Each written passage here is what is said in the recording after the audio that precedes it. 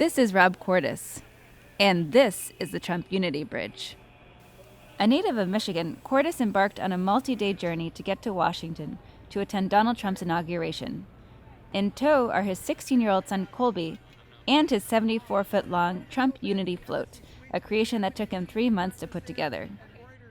The bridge and the float came from Michigan, just outside of Detroit, and it was built by union auto workers. And originally the bridge was at my house in Farmington Hills over the river.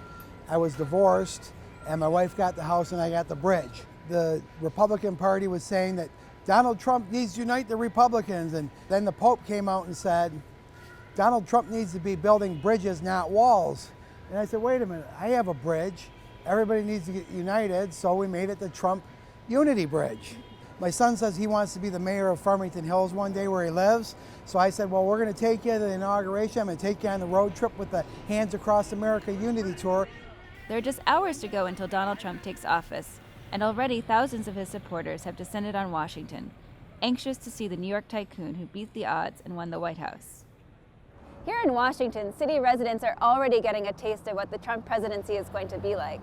Behind me is the Trump Hotel, where barricades have been set up, restricting access only to VIPs, and inauguration packages are reportedly going for as much as $500,000 a night. But it's not just VIPs who are coming to the event. A recent poll by ABC and the Washington Post found that only 40% of Americans have a positive opinion of Donald Trump, making him the most unpopular incoming U.S. president in more than 40 years. Here in Washington, only 4% of voters cast a ballot for Trump, while 91% voted for Hillary Clinton. Yet at least for this weekend, the city will be filled with Trump supporters, anxious to show their enthusiasm for the new president, even if much of the country dislikes him.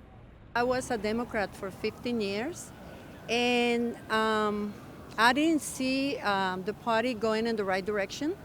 I voted for Obama the first election, but the second time I voted for the Republicans.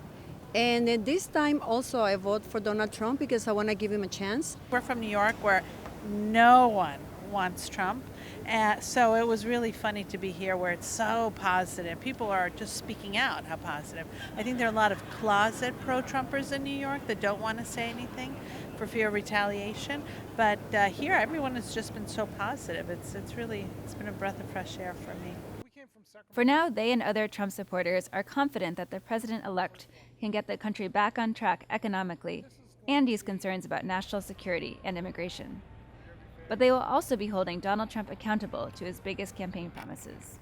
The one thing he's got to do, he's got to build that wall. That was the very first thing he said he would do. If he doesn't stick with that, he's only getting 4 years. He's got to build that wall. Courtney Weaver, Financial Times, Washington.